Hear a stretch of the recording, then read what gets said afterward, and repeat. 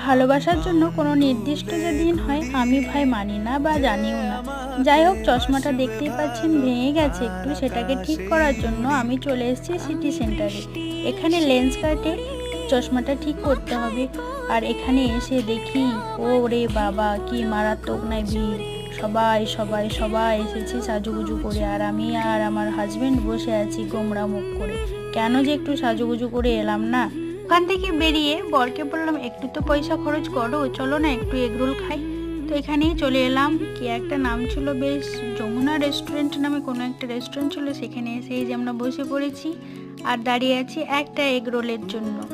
এগরোলের অপেক্ষা করতে করতে চলে আসলো, চলে তো আসলো না, হেঁটে হেঁটে নিয়ে আসতে হলো। সেটাকে নিয়ে এসে কামড় বসিয়ে আবারও চললাম বাড়ির দিকে। তবে বাড়ির দিকে যেতে যেতে বরকে বললাম, চলো একটা তোমাকে গিফট করি। সেই গিফটটা হলো স্যান্ডো গেঞ্জি। আমার আনন্দে কেটে গেল দিন।